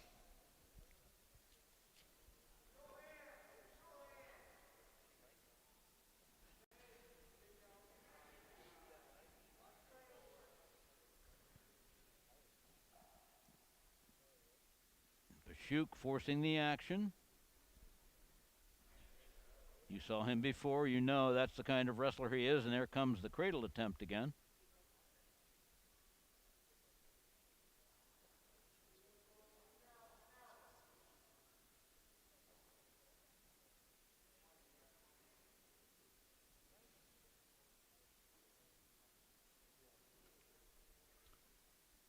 "15 seconds left in the period, and Pashuk is at a little more than 1 minute 40 of riding time. It looks like this period is going to end 4-1. And the wrestler's out of bounds with 3 seconds remaining.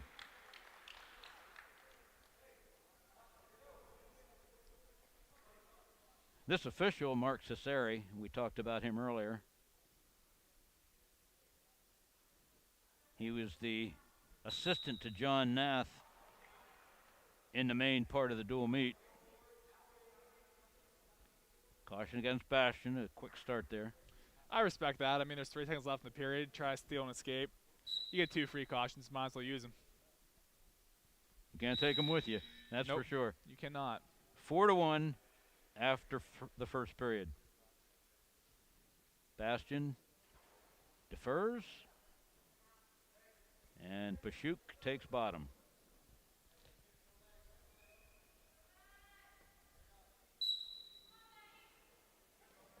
Switched attempt there for Pashuk, and he's going to get it. Plus, he has Bastion's legs all tied up.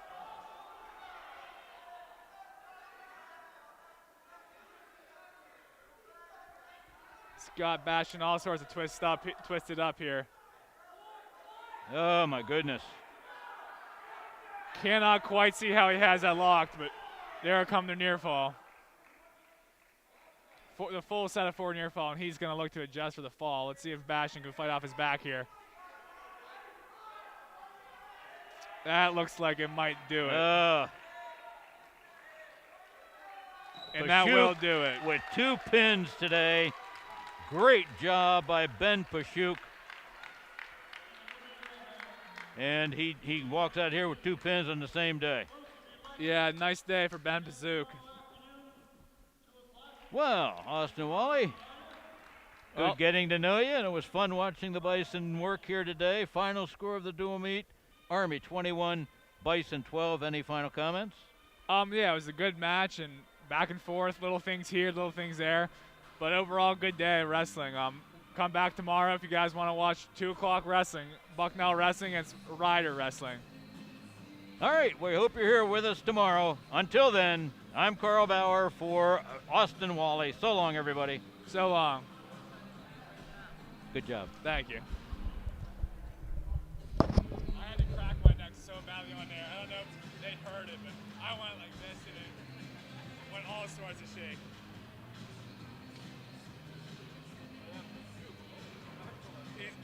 He won the IWAs last year. He's a tough dude.